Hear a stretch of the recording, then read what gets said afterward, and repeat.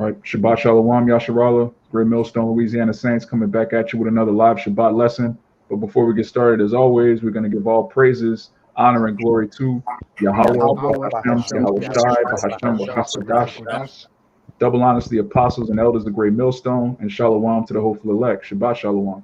So today we're just going to go into a topic that's very somber, very sobering, but it's something that's well needed for the body.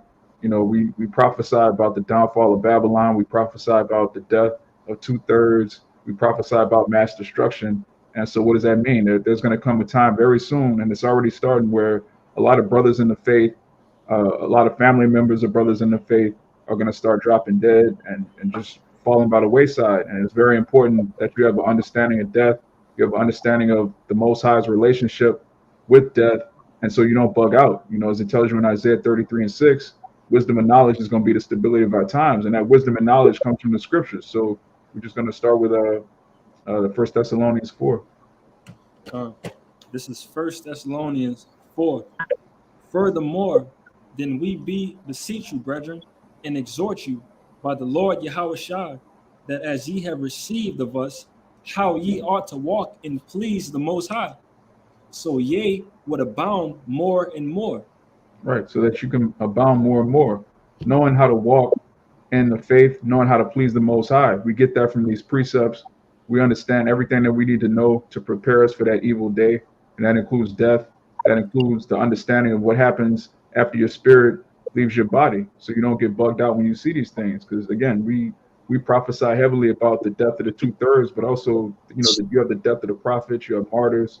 You have to understand how this process works, so you don't bug out, man. You can jump down to. You want to say something, Kaya? No, I just sneezed. Okay, come. You can jump down to verse 13. Baba Kasha. 1 Thessalonians 4:13. But I would not have you to be ignorant, brethren, concerning them which are asleep, that ye sorrow not, even as others which have no hope. Right, and that's the whole point right there. Others have no hope. We have a hope of the world to come. We have a hope that all of the family members that we lose, all the brothers in the truth, as well as family members that aren't in the truth, we have a hope that we're going to see them again. We have a hope that the next time we see them, they're either going to be in a chariot. If they're a man of the Lord, they're going to be in which we're going to get that in the scriptures.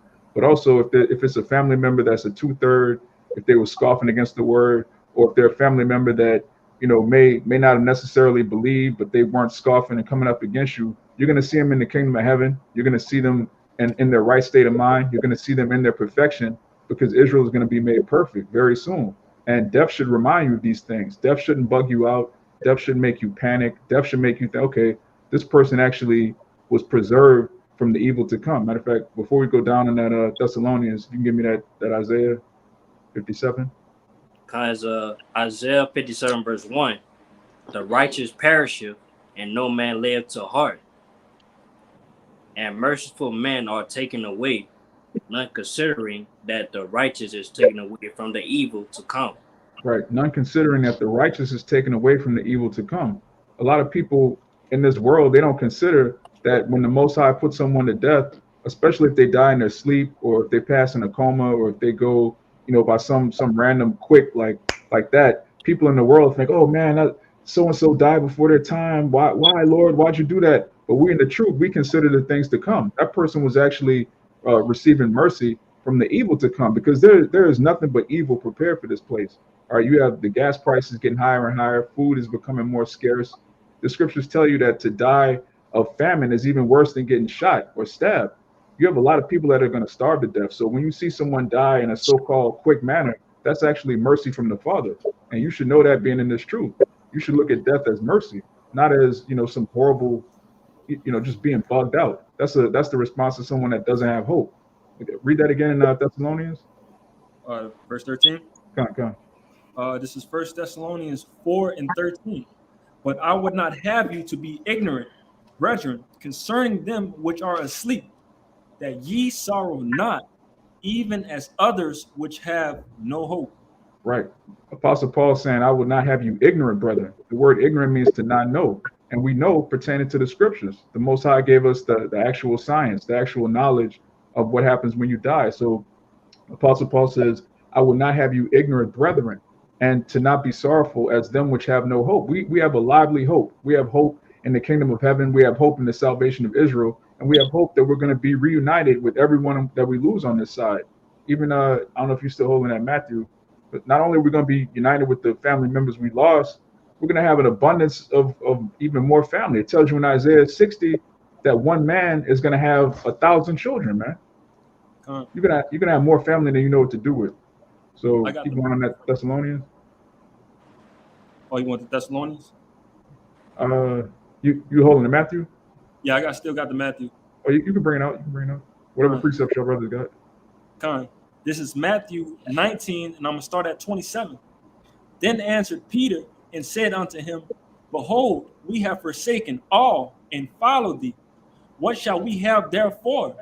And Yahushua said unto them, Verily, I say unto you, that ye which have followed me in the regeneration, when the Son of Man shall sit in the throne of his glory, ye also shall sit upon 12 thrones, judging the 12 tribes of Israel. And every one that hath forsaken houses, or brethren, or sisters, or father, or mother, or wife, or children, or lands, for my name's sake, shall receive an hundredfold, and shall inherit everlasting life. But many that are first shall be last, and the last shall be first. Right. And the key point there is shall receive a hundredfold. That's just one of the many benefits of serving the Lord. Whatever you lose, you're going to receive a hundredfold. You lose a job, you lose a house, you lose your children. All right, brothers, the struggle with child support and things of things of that nature. Going back to the curses, our families will be torn apart. Your wife might have an evil eye towards you. Don't even sweat that, man. In the kingdom, you'll have 100 wives, 1,000 children, man. So if you lose family members, you have to keep pushing. Don't let death make you bitter and turn you against the Lord, turn you against the brotherhood, or make you feel like, woe is me. Everything that happens to us, these are not things that are uncommon to man. These are things that are happening to all of us. And very soon, every man of the Lord is going to be faced with mass death. Everything we've been prophesying is going to happen. So you can't act surprised when it happens. Like, oh, I didn't know the Lord's about to kill millions of people. That's all we've been preaching, man. These are things you have to prepare your mind for. If I could add real quick, like you said, we're going to get them back. But the most beautiful part is that we're going to get them all back in their right mind. Everything is going to be perfect. Then we ain't got to worry about the wickedness and, the stupidity of our family members, and so on. Like, everything is going to be beautiful and perfect in that kingdom. I brought this out. We are those men. Hey, about to add, I was talking to the brother Raya earlier, and we was talking about some of the similarities of the things. Like, what was it we was thinking about what's going to happen? Like, it's like we've been talking about this all this time, so nothing really should come to a shock. It's like what we thought. We just was gonna be talking forever, like nothing was gonna come to pass. All right. These words are manifesting, man. And we knew the scriptures will manifest themselves. We just gotta be willing, if we willing to, be walking in that day and the scepter was coming, man. Cause the words, the words of the book is bound. They're gonna happen, man. You gotta go out. Yeah, I got to, only a man. The scripture tell you right here that I'm holding in Sirach 41. Only a man that feels that debt is bitter. That's only a man that's living in his possessions. You living for your house, your car, your woman, these things in the world. So you're gonna find debt bitter. You're gonna find Hey, we don't. It is what it is, man. We are up here accepting anything the Lord brings to us, man. Cold-heartedly, it just is what it is. Because we have, but we do. We say that to say this. We do have the opportunity of hope. We hope in the Lord that we receive salvation. We doing a whole lot better than most out here, than the majority, the bulk of the people out here, especially the Israelites, man. The average, everyday, common Israelites, we doing way better than them. At least we putting our right foot forward. You can break it down, Amawad. This is the book of Sirach 41, and I'm gonna read down to 3. I'm gonna start at 1 and read down to 3. It says, "O debt, how bitter is the remembrance of thee to a man that liveth at rest in his possessions, unto the man that has nothing to vex him, and that has prosperity in all things. Yea, unto him that is yet able to receive meat. It says, Done. oh, debt. Go ahead. Yeah. So the first verse is telling you, death is bitter to someone that's basically in the world. When you read Sirach 41:1, it's basically describing the exact opposite of a man of the Lord. Someone that's not vexed by anything, someone that's resting in their possessions, someone that's comfortable in this world. Oh, how bitter is death to that person, because they're enjoying their so-called life.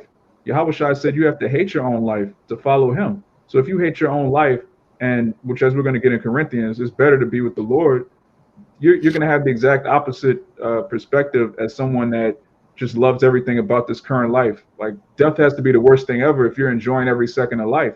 But if you, you got it, huh? Hey, that's why Yahweh Shah came and took what? The sting of death away. Because again, that sting to certain people, like you say, is better because they're dying what? They're dying, they trying to save their life. All right. That's why that gonna be that much more bitter. All right, because they're trying to hold on to something that's inevitable. Like, you have to die if you're not being saved. That's what I don't think people is understanding, man. All right, if you're not getting saved by the Lord, the opposite end of that is death, man. All right, that's why Yahweh tried to come and take that sting away from it, man. You got it, bro.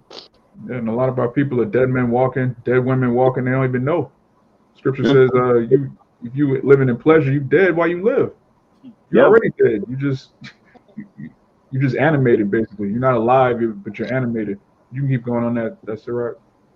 Yeah, verse 2 says, O debt, acceptable is thy sentence unto the needy, and unto him who strength faileth, that is now in the last age, and is vexed with all things. All right? And to him that departed and has lost patience, fear not the sentence of death. Remember them that has been before thee, and that cometh after. For this is the sentence of the Lord over all flesh. Right. The scripture says, fear not the death, the sentence of death. And that's the mentality you're supposed to have as a man of the Lord. That second Maccabees 7 spirit, that spirit of, whatever the Lord has prepared for me, if this is how it's meant for my story to end, I'm going to accept it manfully. I'm not going to, squeal like a goat. I'm going to take it like a sheep, which is to just accept the judgment of the Lord and understanding what happens after that. You're going to be present with the Lord. It's not like your spirit's going to just disappear and poof, and you don't exist anymore. These people have all sorts of weird ideologies. You go to hell and Satan is poking you and you're on fire forever.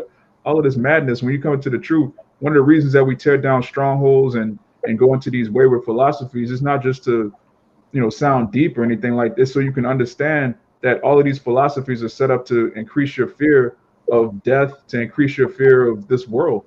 You're supposed to fear Yahweh B'Ashem Yahweh Shai, and once you do that, nothing else should really shake you or make you panic or bug out.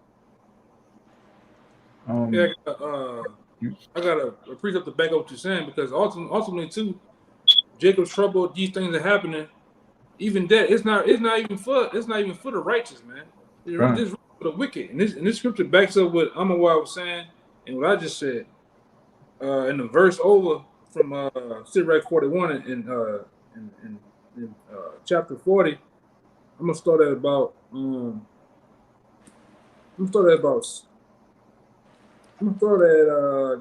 5. The point is in 9,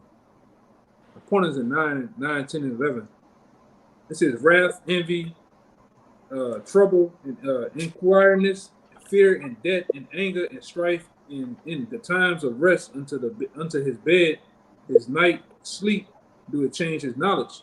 A little or nothing is his rest, and afterward he is in his sleep, as in a day of keeping watch, trouble in the vision of his heart, as if he were escaped out of a battle. When all is safe, he waketh and marveleth that he feared was nothing. It says, such things happen unto all flesh, but man and beast, and that is sevenfold more unto sinners. And this is the point. Everything else right here is the point. It says death and bloodshed, strife, and sword, calamity, famine, tribulations, and the scourge. These things are created for the wicked. All right, and for their sake came the flood. All things that are of the earth shall return again to the earth, and that which is of the waters do it return into the sea. You got it. You got it. God. And then in verse 8 it says, such things happen unto all flesh, but sevenfold more to sinners. So like the elder said, these great judgments, they're really prepared for the 2/3. They're prepared for the heathen. So when you see somebody die in their sleep, when you see someone pass calmly, when you see someone have a real quick death, that's mercy from Yahweh Bashem Yahweh Shai. It's going to be sevenfold for sinners. It's going to be, look, these scoffers, these people that came up against the gospel, they're going to be the people that you see on the news with these horrific deaths. You know, brothers just posted that situation that happened down here with that chick, man. That was a horrible way to go, man. She got shot up and her body was still, her spirit was still in her body, man. She didn't pass quietly in her sleep. These are the judgments that are prepared for scorners and just demonic people, man. Hey, I was gonna say too, real quick, to add to you with that guy you seen walking on the sidewalk, you seen he was in that spirit created for vengeance. This nigga was walking, taking his time to do his shit, man. Yeah. In broad daylight. But go ahead, Yeah, these are the judgments that are prepared for scorners, man. The Most High is putting a vicious spirit on these people. So seeing someone, a family member die in their sleep, that shouldn't bug you out. Scripture should come in your mind. Okay, that's actually mercy. That's the Lord wasn't making an example out of this person. If you can get Kayal, if you can give me Wisdom of Solomon 17 and 12 real quick, because once you understand the truth, you're like I was saying earlier, you have these people that believe in these different philosophies that cause them to fear death. They fear Satan. They fear ghouls and goblins. They fear Halloween. They fear ghosts and all sorts of things because they don't have any understanding. You mind if I get you one real quick? Just to back up what you said, how by us understanding this truth and preaching it, we're breaking down these strongholds and these different philosophies that Esau has built up to get people afraid of death and all these other heathens. And to back up what you said a little bit earlier, Kaya, how Yahweh Shai took away the sting of death. Hey, first by what? Giving us this understanding of the scriptures to know that if we lose family members or lose our lives, hey, as long as we endure, we're going to receive it 100-fold. And then when Yahweh Shai returns, and if we're of that number, get those immortal bodies, and then the rest of the nation of Israel is going to come back through us immortal. But this is Hebrews chapter 2. I'm going to start at 14. For as much then as the children are partakers of flesh and blood, he also himself, speaking of Yahweh Shai, likewise took part of the same, that through death he might destroy him that had power of death, that is the devil. Here's the point in verse 15. And deliver them who through fear of death were all their lifetime subject to bondage. Yeah, all our lives, man.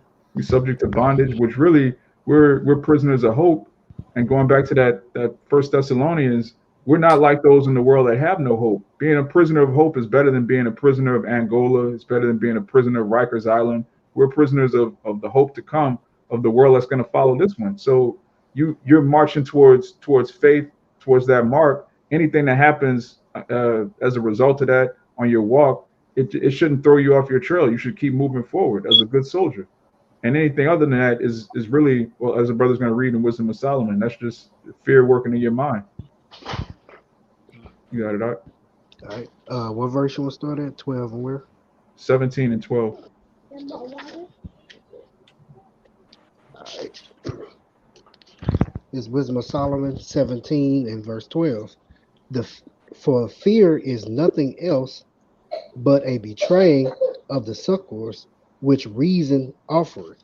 Right. And that word succors basically means support or help. So reason offers you support and help in your mind of things to come. And fear is a betraying of that. Fear is basically you casting aside all reason and logic, casting aside the things that you learned. And now you actually believe that the things in your mind, the what ifs, the possibilities, that's actually worse than reality, which isn't the case. Your idea of death and the afterlife that you get from the Catholic Church, that's far worse than what actually takes place. What actually takes place is your spirit goes back to the Father and you're at rest. You're at total peace. All right. The wicked, the righteous, they all go to one place and they're calm there. they're at rest. Oh, you can read 13. And the expectation from within being less counteth the ignorance more than the cause which bringeth the torment.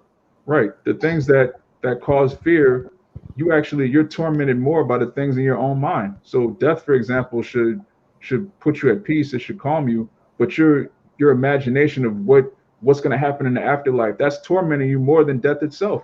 You're tormented by your own mind. Just random thoughts and ideologies that the so-called white man put in your head have bugged our people out. You know, we didn't always panic at death. That's something that's like really a new thing for our people. You know, I got something to back you up real fast with that. Okay. This is Sirach 28, and I'm gonna start at 21. Sirach 28 and 21. It says, "The debt thereof is an evil debt. The grave is better than it. It should not have rule over them that fear Yahweh. Neither shall they be buried with the flame thereof. Such as forsake the Lord shall fall in it, and shall burn in them, and not be quenched. It shall be sent unto them as a lion, and devour them as a leopard." Right. And that's these philosophies that turn our people away from the Lord. It says when you turn away from the Lord, that's when death is really like a problem, man. Death, dying in your sleep, dying in, you know, even like I said, these quick deaths, you might have a so-called stray bullet, which there's no such thing. But when you get taken out real quick and painlessly, man, that's mercy. But when you're tortured, when you're just brutally suffering and you're not in the truth at all, you're not suffering for righteousness' sake, you're just suffering because you love this world and the Lord is torturing you, man, that's judgment. And there's no other way of looking at it. Yeah, but the point was in 22 when it says it should not have rule over them that fear the Most High, because we understand what that is. Yeah. All right, we're taking the place of our ancient forefathers. All right, our ancient foremothers in them. They understood. You read these scriptures, man. You understood that the men and the people back then understood reincarnation. They understood what debt meant. They knew where they were going at too. You know, going back to Peter, I believe is 2 Corinthians 12, something like that. With Peter talked about the third heaven, right? Peter talked about the spirit world, how it was. He called it paradise, man. Right. So when you have a person die that you know, family members, they going to paradise. They're not. Hey, you know, Apostle Tahar said a long time ago. They're not crying to come back to this bitch. I can tell you that. They're actually, you know, aggravating the Lord to help you, man. Lord, you know, help them out, man. But your family members and friends, whoever, they're not trying to come back down here, man. You got it out. Yeah, it's just like what was it, Saul? He woke up Samuel. He's like, why'd you wake me up, man? Why'd you wake me up? Like, he wasn't like, oh, I'm glad to be back. It's good to be back on the earth and, you know, have joint pain. You know, it's good to be hungry and nah, man, your spirit is totally, you're in paradise. All right. You can get while we're on the subject, you can get that 2 Corinthians out. Yeah, I think it's 2 Corinthians. Yeah, that's it. 2 Corinthians 1 and read down. You want me to get that? Oh, you wanted to get 1? I was gonna get 5. I was talking about 2 Corinthians 12, 1. You gonna get 5? Come on. Yeah, just read down and get the whole, you know. Nah, he talking about chapter 5. My bad. I was talking about 12. Whenever you're ready for it. Come on. We could start at the 5. Okay. 12. You got it, Kalai. It's 2 Corinthians chapter 5 and 1. It says, "For we know that if our earthly house of this tabernacle were dissolved, we have a building of Yahweh, a house not made of hands, eternal in the heavens." Right. We have an earthly we have a heavenly tabernacle that's not built with hands, man. We have a spiritual body, just like the Most High. His spiritual body is described in the book of Daniel. Yahushua is a spiritual body. We're actually spirits that are in chains of darkness. This flesh, these are chains of darkness. We're not meant to have this state forever. Scriptures describe this as a low estate. So when you return to your first estate, that's not a bad thing. That's just going to tell you. Keep going. For in this we groan, earnestly desiring to be clothed upon with our house, which is heaven. If so be that being clothed, we shall not be found naked.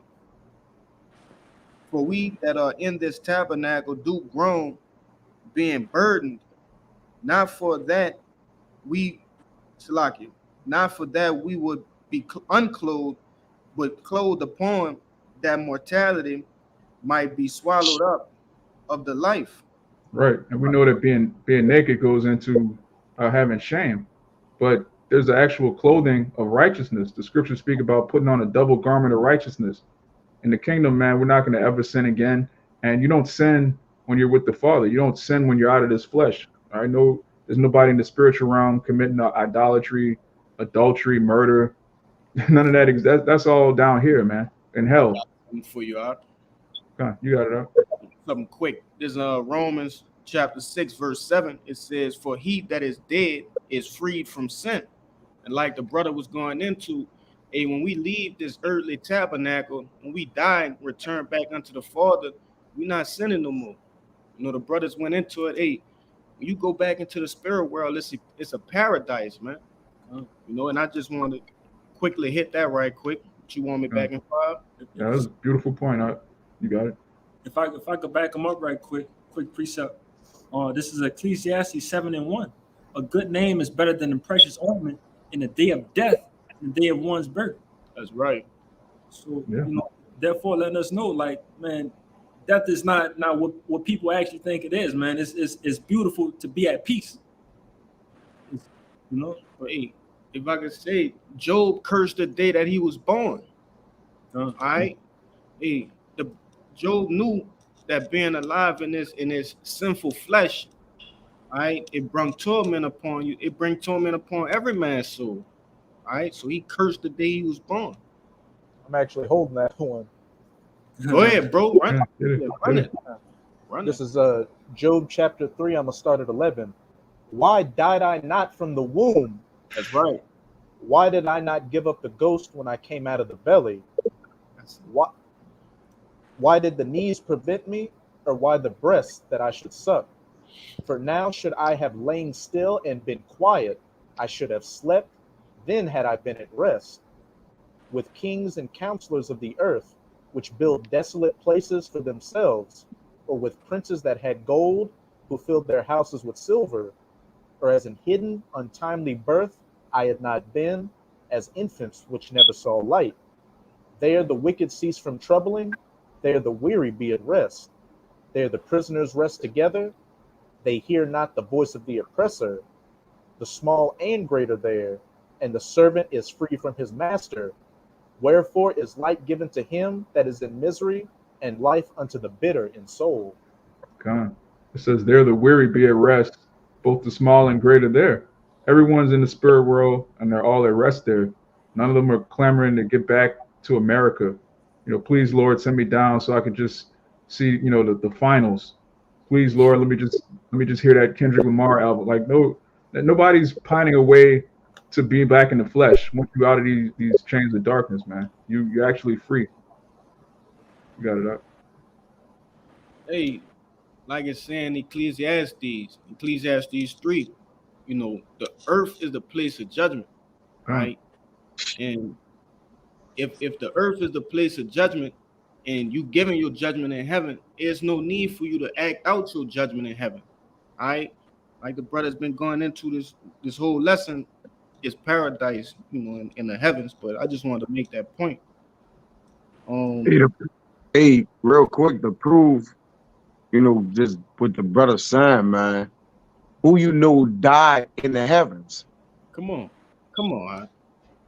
There's no record of that. There's no nothing of nothing. Like, there's no nothing saying that someone died in the heavens.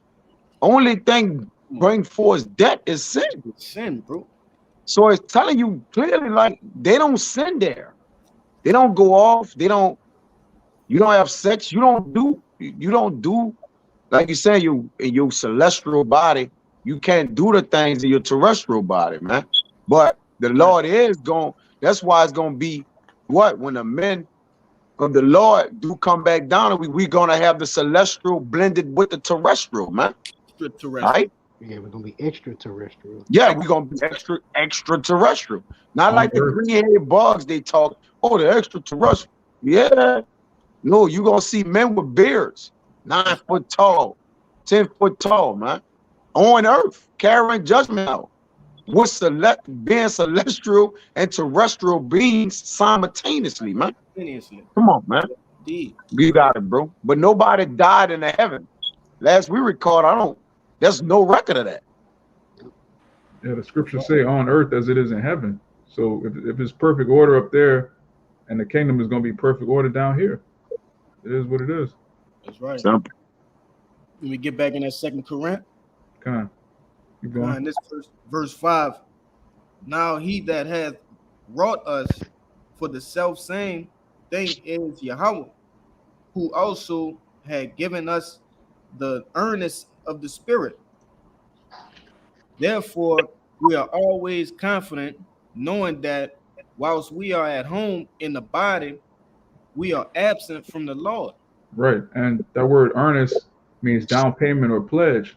So if we have this gospel, which is the earnest of the Spirit, it says, therefore, we are confident, which confident means with faith, knowing that while we are at home in the body, we are absent from the Lord. So those of us that are in the truth, those of us that have the name of the Lord, the understanding, the will, the prophecies, we know that right now, we're in basically absent from the Lord, meaning even though the Lord's with us, we're physically down here. We're not up in the spirit world yet, but we have an understanding of the spirit world. As the brother just read in Job, the weary cease from rest, cease from troubling.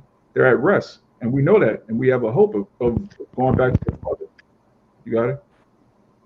And if I could just make a point and say being confident, and on the flip side of that, that's why the men of the Lord wouldn't stressed about dying. They knew exactly where they were going. They had confidence with that. They had faith in that. And they was aware of reincarnation, just like the elders Yakanan spoke about. When those men knew, when they would go rest with their fathers, when David, particular men was like, bury me with my fathers. They knew that they had a appointed time. It even explains that in Job. Yeah, it says in Job 14 that, Job 19 as well, that the Lord had appointed me a day and to call me back, man, from my debt. And he said Job was like, I not waited for it, because I knew that it would come around, man. First James believe it's Job, 19 or is either 14? It's one of them that he appointed me a day and called him back, man. But this, real quick to go into what I'm saying too. Sirach 14 and 17, it says, all flesh waxeth old as a garment. For the covenant from the beginning is, thou shalt die to death. As of the green leaves on a thick tree, some fall and some grow. So is the generation of flesh and blood. One cometh to an end and another is born. See, we know, people die, we reincarnated, we coming back, we funnel back through. We understand that, what reincarnation is. It means means back. Carnation means what? In the flesh, man. So the flesh, you coming back through the flesh, man. All right? Through, as Solomon said, and what that is, Wisdom of Solomon 7, and I believe in one when he said, every man has the same interest in life, 10 months compacted in blood, from the Yeah. Oh, he said, I think that's Wisdom of Solomon 7 and 1, right? When he speak about Solomon 7. yeah, he fall, he coming like a birth of every man. He fall to the earth and crying. All right. He swaddled and everything like that. Because we have to understand the covenant of the grave, man. All right. There's a covenant of the grave. We get it. Right. It's in 1 Corinthians back and forth. You make a point? I got a precept too. It says, every work rotted and consumed away, and the work of death shall go without. But it says, so is the generation of flesh and blood. One coming to an end and another is born. It's gonna always be reincarnation ain't gonna, except for Edom when they get their judgment, man. You know, they ain't coming back. I No? got it. You got it, Doc. You got it, bro. Telling me, Yeah. yeah, there you go. This one of my favorites. This is Second Esdras 4, and I'm gonna start about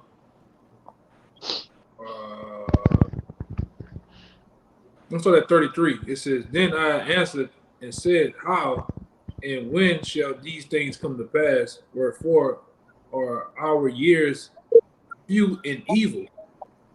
And he said unto me, saying, Do not thou haste above the Most High, for thou haste is in vain to be above him, for thou hast much exceeded it." It says, Did not the souls also of the righteous ask questions of these things in their chambers, saying, How long shall I hope on this fashion? What cometh the fruit of the flood of our reward? And it says, and unto these things Uriel the archangel gave him answer and said, Even when the number of seeds is filled in you, for he has weighed the world in the balance. It says, By measures had he measured the times, and by number has he numbered the times, and do it not move nor stir them until the said measure be fulfilled.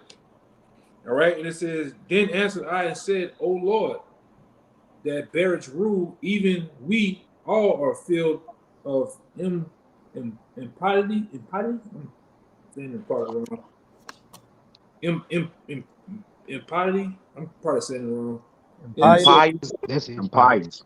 Impious, and for our sake, peradventure it is that the flood of the righteous are not filled because of the sins of them that dwell upon the earth. And that's the point. All right, everything else is the point. So he answered me and said, Go thy way to a woman with child and ask of her when she has fulfilled her 9 months, if her womb may keep the birth any longer within her. Then said I, No, Lord, that can she not. And he said unto me, In the grave, the chamber of souls are like a womb of a woman, for like as a woman that travaileth maketh haste to escape the necessities of the necessities, Necessity, yeah. the necessities of the travail, even so do these places haste to deliver those things that are committed unto them. Yeah, so the spirit world, one of the terms for it is chamber of souls. It's like a revolving door. You have people that get sent up to the spirit world. You have people that are coming back down. And, you know, Brother Kaya brings out all the time, the Most High likened his judgment unto a ring. It's like a constant revolving door of judgment and, you know, just replenishing of the earth, as it tells you in Psalms. Let me get that real quick. Hey, and even in that, you had grabbed that Job, Amawad. Come on, I got it for you. That 14. Yeah, let me read it for you real quick. This Job 14. I'm gonna start at 13. Start at 10. Yeah. Come on. Verse 10. But man dieth and wasteth away. Yea, man giveth up the ghost. And where is he? Question mark. Shouldn't be no question mark after that. Because the contrary to popular belief in the world, when a man died, they like, that's it, he gone. He ain't never coming back. It shouldn't even be a question mark. All right. It said when man died and wasted away, yea, man giving up the ghost. And where is he? Why is it question mark? Go ahead, Doc. Yeah, and they get that also from Wisdom of Solomon, the second chapter. Thoughts of the wicked. You know, the wicked have taught people in the world that you die and you're gone forever. Yeah. Right? The wicked have taught, because he has a vain mind, you know, a vile mind. He don't have no hope. He don't have no faith. So he can't see the spirit world. He can't see the afterlife. Now it's called an afterlife for a reason, man. You know? I got one back there too. I got a quote. Let me see. Bring yours out real quick, Kyle, so you can finish in that 14 real quick. Come on. It's 2 Maccabees 7 and I read 13 and 14. It says, now when this man was dead, also they tormented and mangled the fourth in like manner. And it's the point. So when he was ready to die, he said, thus, it is good being put to death by men to look for hope from the Most High to be raised up again by him. But as for thee, thou shalt have no resurrection to life. Yeah, because at that time, and that's spiritual because it's prophetic. You ain't when y'all get when you know E or whatever when he get put out the way, he ain't coming back, man. All right, you not coming back, partner. All right, so it's prophetic. Doing way in the Maccabees time, he telling them you ain't got no resurrection to life, man. And according to the scriptures, in Obadiah, you gonna be put out the way, and you ain't coming back. Hey, jump to 21 to 23. This is even a woman, man. Even their mother understood a new reincarnation, man. Those 7 sons of Maccabees, man. All right. This verse 21. These are tokens. These are tokens and lessons for us to actually put in our minds, man. All right. We have hope. We have a resurrection coming to us, man. If we even get touched, that we, because the Lord, I bring it out all the time, man. We bring out the bad things that's going to happen. We have to push also the good things, man. We also have to push, the hope that we do have, man. That's right. All right. And our hope, the Lord, they're going to be men that's not going to even taste of that, man. They're going to be men. It don't make no sense for the Lord to give us all this. I say it all the time. It don't make sense for the Lord to give us all this knowledge, man.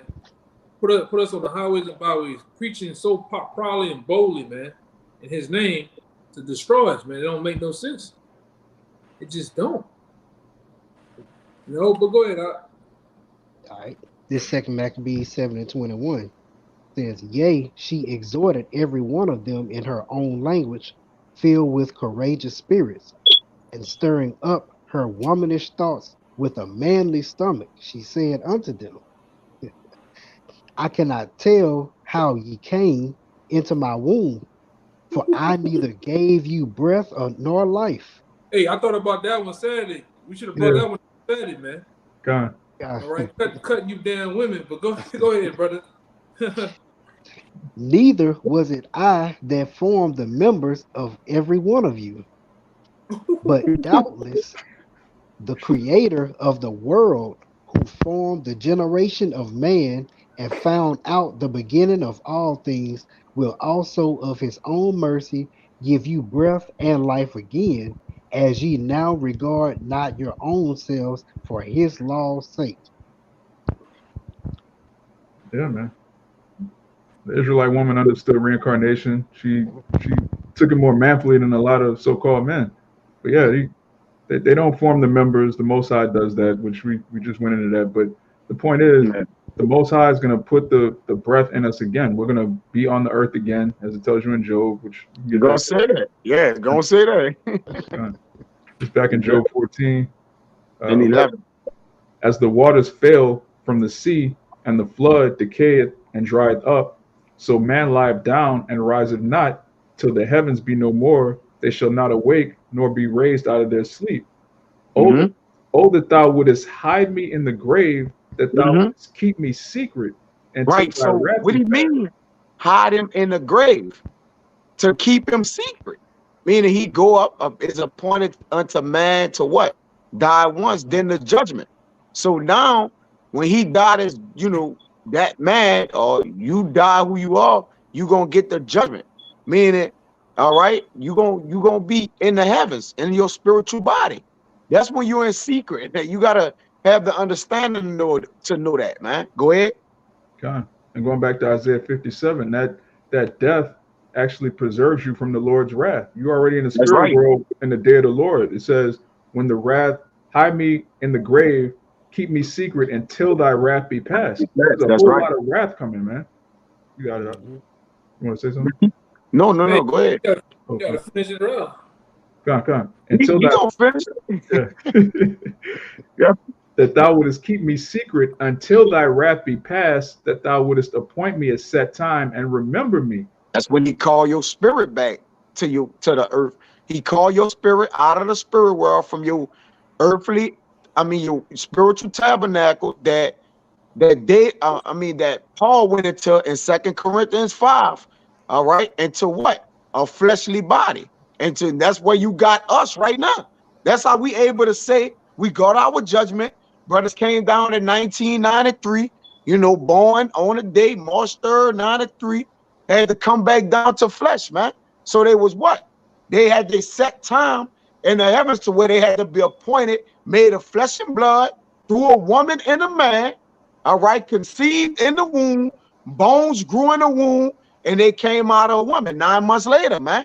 And that's another interest appointed to life, man.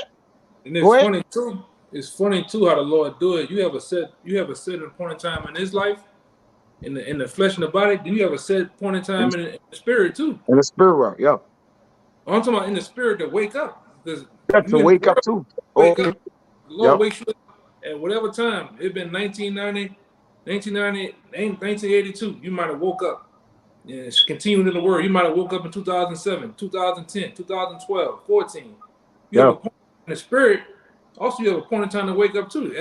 You are a 25-year-old man, but in the spirit, you're actually a 1-year-old man, a 2-year-old, 5-year-old, however many years you've been in the truth. So it's a double-edged sword, man. It's all spiritual too, man. And we have men that begot us in the word, man.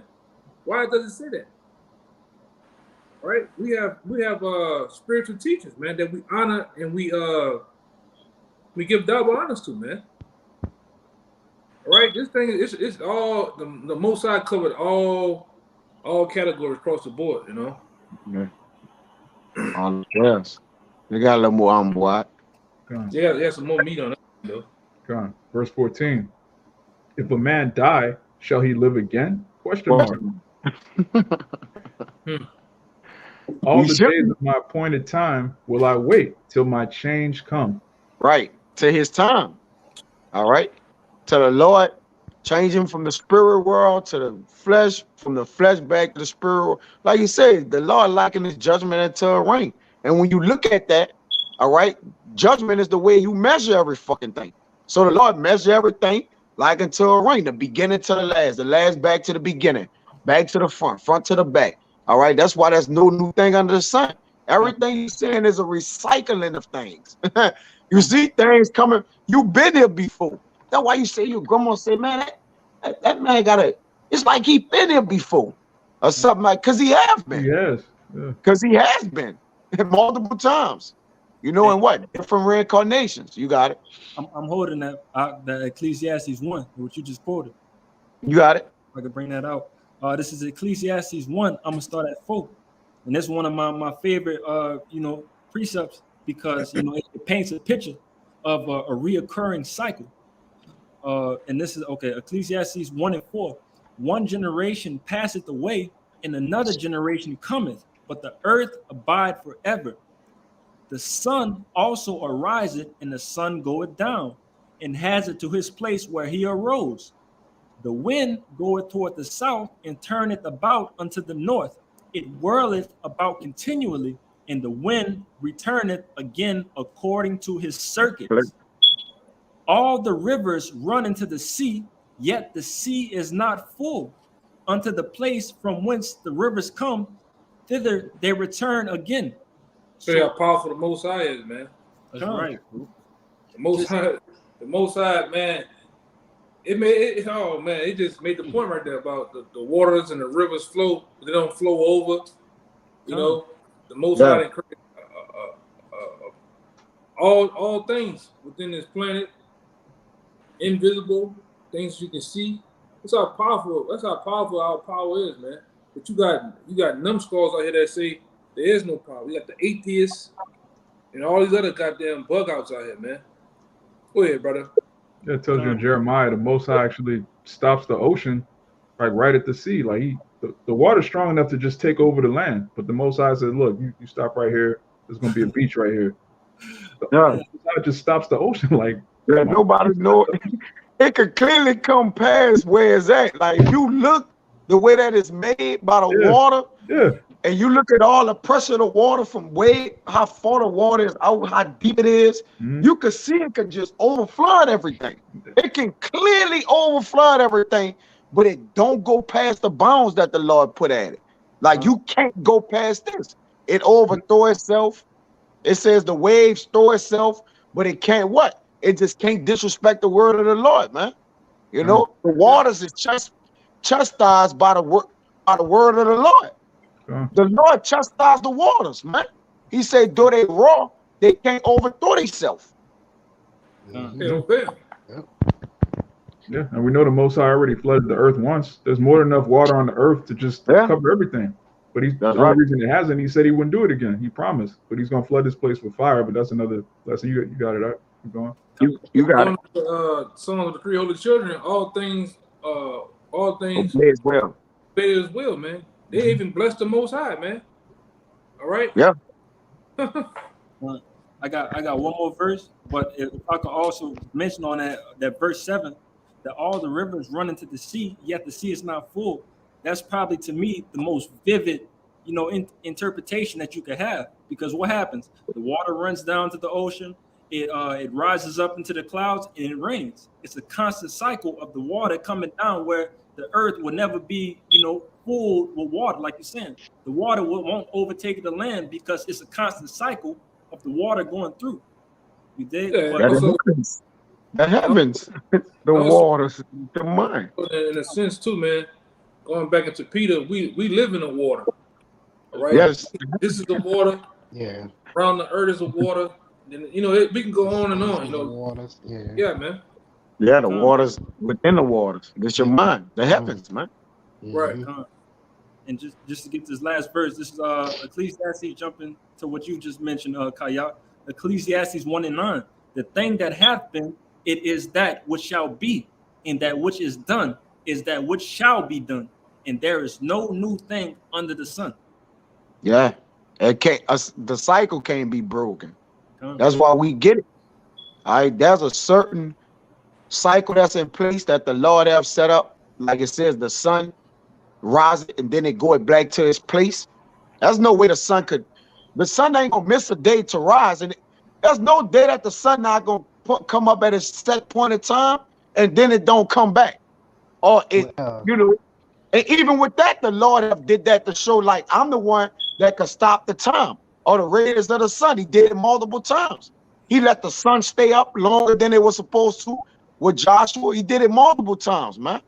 I think the day stayed still or something, right? Yeah. Yeah. Because Joshua prayed so that he could defeat the enemies. He let the sun stay up, though. Go ahead. Because in a sense, every day itself, in another sense, is a spirit, man. Yeah, it excels the other. Yep. Yeah. Go ahead, brother. I was gonna say, but think about it, if he did make it to where the sun did not rise one day or the same like that, then he said that the Lord will have to cast off his people, according to Jeremiah. Yeah. In Israel. Hey, let me put a proper precept in there real quick on what we talking about. Because like you said, we don't want to just be just saying it. Get the fundamental understanding. This is Rock 33:7. It says, why do it one day excel another, when as all the light of every day in the year is of the sun? All right. Hey, and the other days excelling the other day. All right, but all the days of the year is as the sun. It says, by the knowledge of the Lord, they were distinguished, and he altered seasons and feasts. So the Lord distinguished it, gave everything in its place, man. And like, look, all right, son, you gonna come up at a certain point of time, then you're gonna go down so the moon could come out. And that, bro, it haven't been a day where the sun and the moon didn't come out. It may have been that you look at the sky, hey, the moon ain't out the day. You bugged out, partner. It came. You could best believe. Basically, you're basically saying, well, the Lord ain't put the moon and the sun out the day. Man, you notice what you're saying? Like that's not even feasible. The Lord would distinguish they going up and they coming down, which that says that is precepts for that. You know, it got a set appointed time. Even the sun and the moon got set appointed times. So what make you think man wouldn't have it? All right, that's the ordinance. Okay, man is mixed in with the ordinance, man. Okay, you got it. Mama, why, bro? Come. And that's, again, going back to Esdras, how, you know, he likened his judgment unto a ring. There's a constant, just a cycle of, they call it the cycle of life. And that's what we deal with, man. Death is not the end of it. That's just, you know, the end of your story on this side. But we know the days of Israel are innumerable. You have a story that's eternal in the heavens. And this is just one part of that story. Even, brothers, we talk all the time about how we're in the second book of Acts. We're in the second Acts. There's going to be in the kingdom, we're going to read about all our different carnations, our time here, our time there, the Syrian captivity, Babylonian captivity. This is just one part of our story. It's not the end of anything. It's just a story that we're playing out for prophecy's sake. You got a point, Goliath? You want to say something? I had a little pre for you. Okay.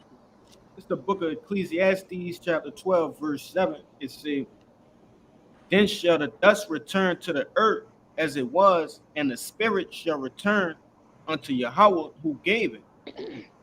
I just basically recapping everything that we just said. Yahweh give the spirit.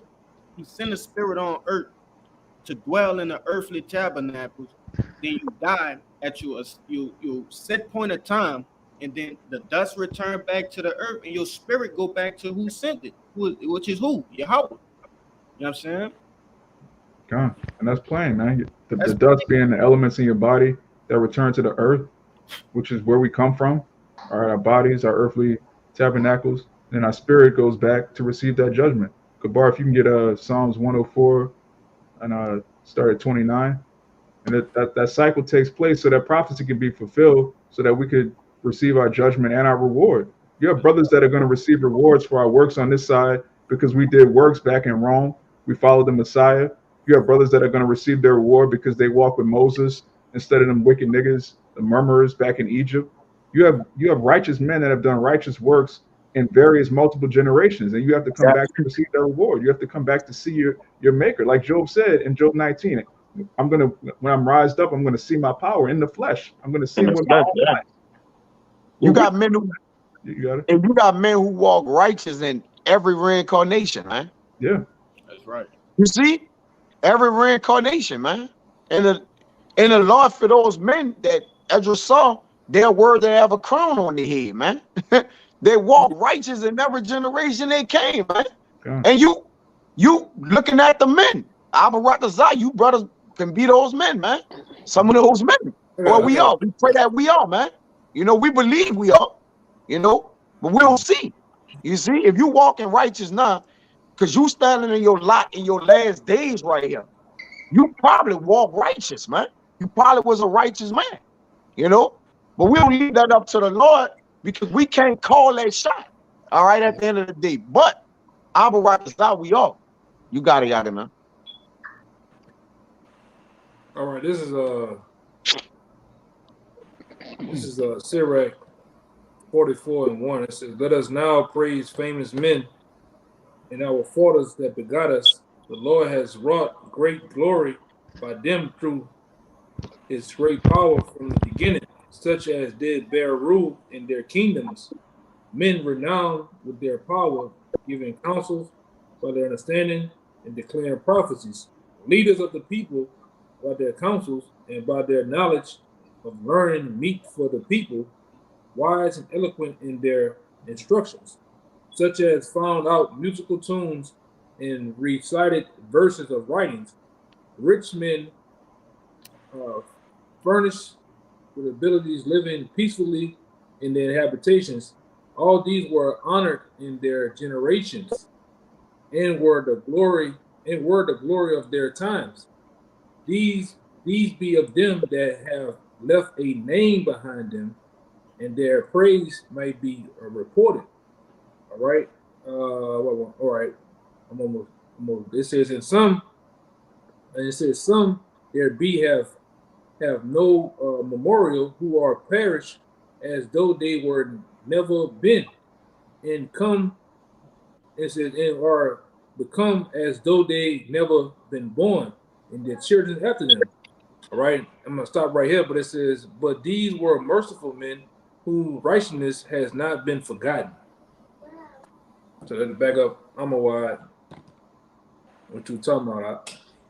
God. And as you keep going, it says, their seed shall remain forever. You're gonna have a perpetual name in Israel if you serve the Lord, if you're of the elect.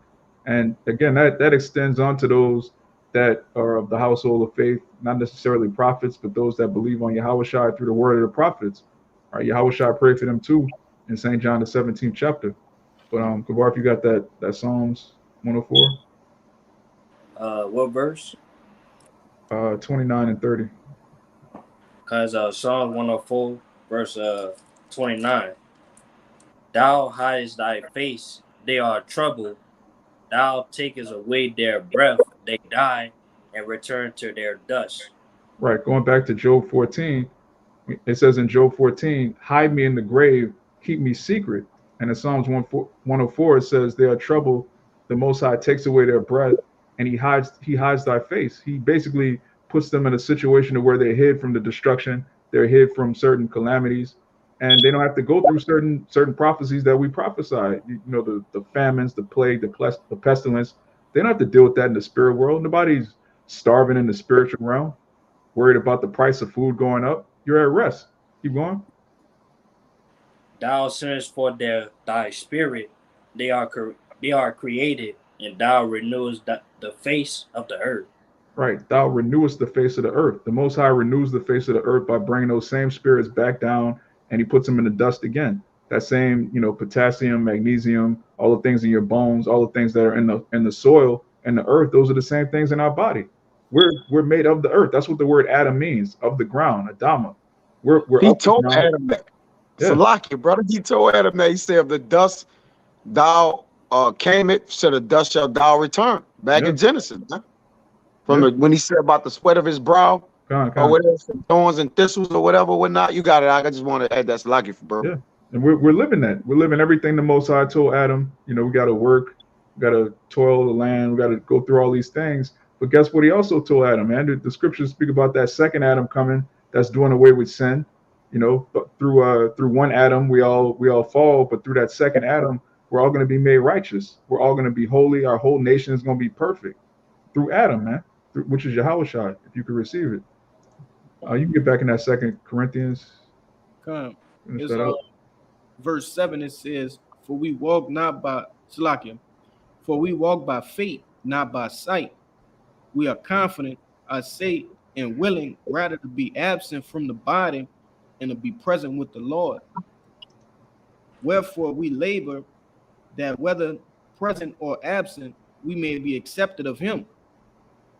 For we must all appear before the judgment seat of Hamashiach, that everyone may receive the things done in his holy body, according to that he had done, whether it be good or bad. Right. So again, you're going to be given a reward every time you come on the earth and you fear the Lord, you walk in the spirit, you walk in obedience to the Most High and his Son. You're going to receive a reward for the things done in your body. Why? Because under the sun is the place of judgment, as the brother read. You're going to receive your reward on earth the same way you receive your judgment on earth. So those that serve the Lord, they're going to be given a reward. You're going to get a hundredfold back everything that you lose. You're going to receive that on earth. You're going to enjoy your family. Everybody you lose on this side, there's really no loss. Let's get back to that Thessalonians. It's going to tell you. Come on. Verse 14. Come on, keep going. Read all the way down. Come. This is 1 Thessalonians 4 and 14.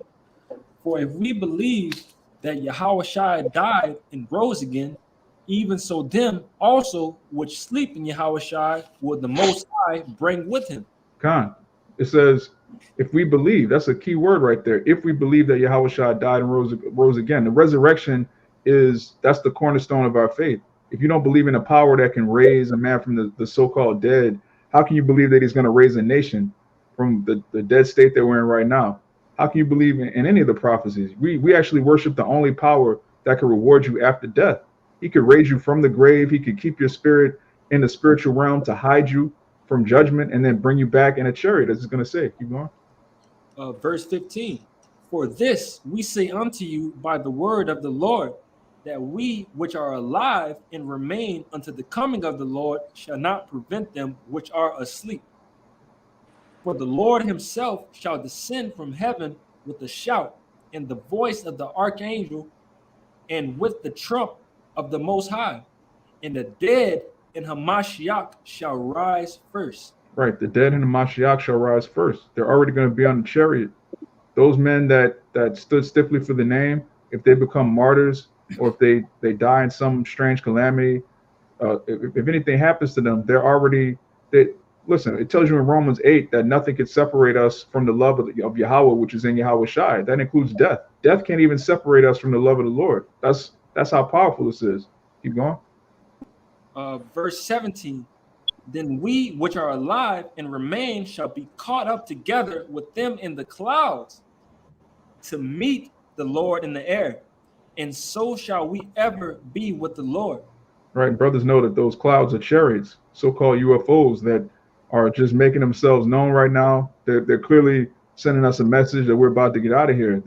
Every time we go into WhatsApp, it's brothers seeing chariots. Now it's on the news. You got mainstream news talking about, we don't know what this is. We called, NASA. They don't know what it is. We call this person. They don't know what it is.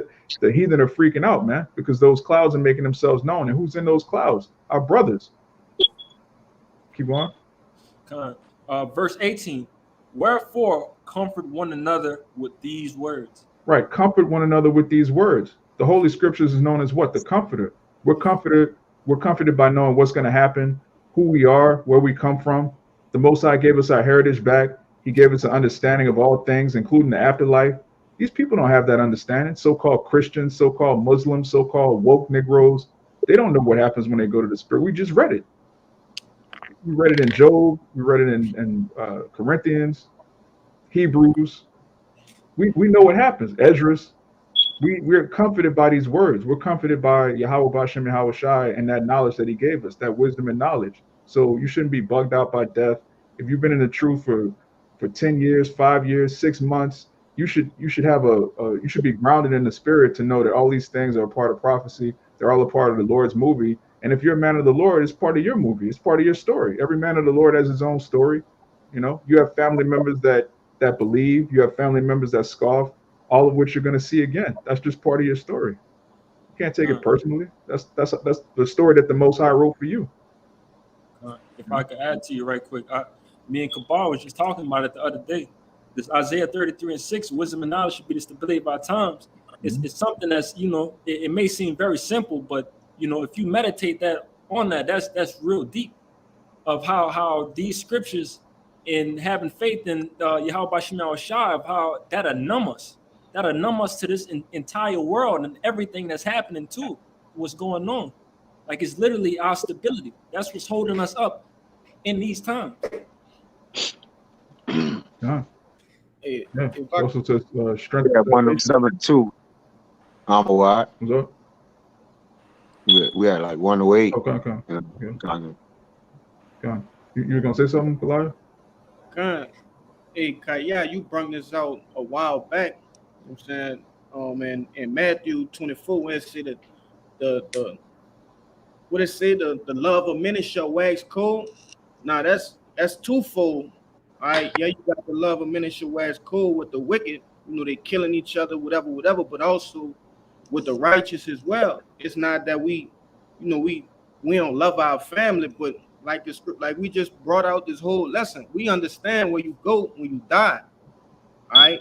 And like the brother just brought out, like Bayan just said, hey, we become more numb to these things. All right. Like, hey, it said in Isaiah 33, wisdom and knowledge should be the stability of our times. You know what I'm saying? There's a balance. When we look at balance of things, the Lord, not just he gonna have you have that wax and coal of that love on both sides of the spectrum, right? Right. The Lord don't do nothing in a false balance is abomination to the Lord. So for everything that's done, you got to look at the other side of things. And that's how you make all the judgments with everything. All right. No matter what it is, whether we bringing it out in the truth, we got to look at the balance of things. Y'all cannot said it. The elder brother said it. Well, we tell y'all the bad shit. We're gonna have to tell y'all the good shit too, man. Like, we can't just be on here all the time just giving you the bad news. It's good Titans. All right. It's a balance to everything. And that's how we fully clear the whole spectrum of everything, man, by always understanding the balance to everything. You got to do, bro. John, that tells you in Romans that all things work to the good of them that believe. Even the so-called bad news is part of the gospel, which the word gospel means good news. It's good that this place is going to be destroyed. It's good that 2/3 are going to be put down, that they're not going to be wicked anymore. They're not going to be scoffing anymore. These things they're all good at the end of the day. If I can bring one out here real quick, y'all brothers brought this out, multiple times. Even though we getting cut, they going through these scriptures, we gonna get cut by this. But also, when we going into the night, like I said, this is something that's also gonna heal those wounds that was cut. We getting comforted right now. Yeah. You got it, Ryan. Wounds of the wound. You got it. Yeah, it's just I'm gonna just read verse, and it really doesn't need to be broken down. It speaks for itself. In Wisdom of Solomon, chapter 3, and it kind of encapsulates everything we've been talking about. No need to fear death. If that's your lot, hey, as long as you endure until the end like a soldier, you're going to receive that crown. And ultimately, you receive everything 100-fold, and everything's going to be put in its perfect order. This is Wisdom of Solomon 3. I'm going to start at 1. But the souls of the righteous are in the hand of the Most High, and there shall no torment touch them. In the sight of the unwise, they seem to die, and their departure is taken for misery, and they're going from us to be utter destruction, but they are in peace. Somebody without the knowledge, wisdom, and understanding, death is the worst thing going, especially suffering as a man of the Lord. We know that the majority of these people out here look at what we're doing as a foolish thing, a futile thing, not considering our works. For though they be punished in the sight of men, yet is their hope full of immortality. And having been a little chastised, they shall be greatly rewarded. For the Most High proved them and found them worthy for himself. As gold in the furnace hath he tried them and received them as a burnt offering. And in the time of their visitation they shall shine and run to and fro like sparks among the stubble. They shall judge the nations and have dominion over the people, and their Lord shall reign forever. Con, read verse 9. Okay. They that put their trust in him shall understand the truth, and such as be faithful in love shall abide with him. For grace and mercy is to his saints, and he hath care for his elect. Right. The Most High have care for his elect. And those that put their trust in Yahweh B'Shem Yahweh Shai are going to understand the truth. We're going to understand death. We're going to understand reincarnation. We're going to understand the chariots coming back with our brethren. And all these things are, again, part of the gospel. They all work to the good. So, again, that's why it says in Thessalonians, comfort one another with these words. We're comforted by the scriptures. This is comforting to me. Abba Ratazah is comforting all you brothers that are dealing with death, all you brothers that are in the truth, that, we all need to hear these things from time to time, man. You can know the truth, but it's still good to hear it over and over again, man. Scriptures are highly repetitive. If brother had anything else? All right. So with that, Abba Ratazah, this lesson was edifying to the elect. I'm going to give all praises, honor, and glory to Yahweh. Double honor to the apostles and elders of Great Millstone, and Shabbat Shalom to the hopeful elect. Shabbat Shalom. Shabbat Shalom.